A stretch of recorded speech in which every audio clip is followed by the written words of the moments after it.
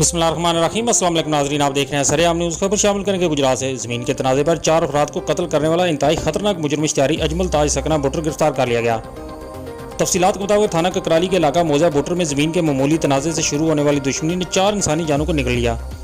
साल 2020 में अल्लादीता और मोहम्मद ताज के दरमियान ज़मीन का तनाज़ा शुरू हुआ, जिसमें मसल्ला होकर धमकियाँ देने का पहला मुकदमा अजमल ताज और इसके वालिद मोहम्मद ताज वल्द अब्दुल गनी अक़वाम राजपूत साकना बुटर के खिलाफ दर्ज करवाया गया।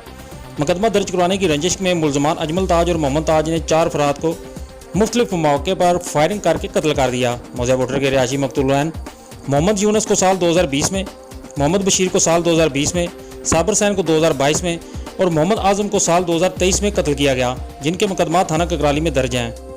जिनमें मुलजमान इश्तियारी होकर रूपोश हो गए थे, जिनकी गिरफ्तारी के लिए DPO गुजरात अहमद नवाज शाह ने DSP सदर सर्कल खारियाँ इरफान सफदर की ज़ेर निगरानी SHO थाना Kakrali Adris Afzal, sub inspector Mohammad Ikram, SI Waqar Mohsin, elite incharge Gujrat Sarfaraz Sarwar, ASI Sibtul Hasan, Rustam Ali पर मुश्तमिल खुसूसी टीम तश्कील देकर हदायत की कि मुजरमान इश्तियारी को कानून के दायरे में लाने के लिए तमाम तर वसाइल बरूएकार लाए जाएँ, जिस पर पुलिस टीम ने दिन रात इन तक मेहनत की।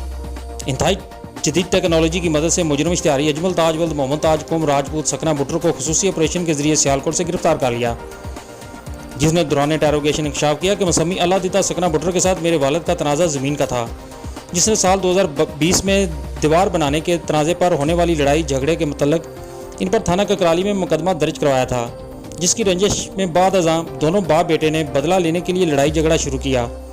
दौरान झगड़ा मोहम्मद यूनुस को मेरे वालिद ने फायर मारकर कत्ल कर दिया। मैं भी बवक्त वक़ुआ मसल्ला 12 बोर था। दौरान लड़ाई झगड़ा एक औरत भी जख्मी हुई थी। वक़ुआ के बाद मैं और मेरा वालिद बेला बुटर देह की जानिब फरार हुए। इस वक़ुए के बाद मदई फरीक बशीर अहमद वगैरह ने हमारे घर की दीवारों को मिसमार कर दिया, जिसका मुझे और मेरे वालिद को शदीद रंज था, जो हमने बदला लेने की ठान ली और तकरीबन 1.5 माह बाद ही हमने रात की तारीकी में दया बुटर में घात लगाकर मोहम्मद बशीर बुटर को बजरिया असला आतिशी असला 12 बोर कत्ल कर दिया और मौका से फरार हो गए। आज़ाद कश्मीर में चले गए, जहाँ से मैंने यूनान की डंकी लगाई और तुर्की पहुँच गया। तुर्की पहुँचने पर मेरा तलक डस्का के रिहायशी एक दोस्त से बना। मैं अपने वालिद से रब्ता किया और उन्हें मंदरा वाला डस्का रिहायश रखने के लिए कहा। मेरे वालिद आज़ाद कश्मीर से मंदरा डस्का चले गए। 8-9 माह बाद मैं तुर्की में गिरफ्तार हो गया, जहाँ से मुझे ईरान डिपोर्ट कर दिया गया।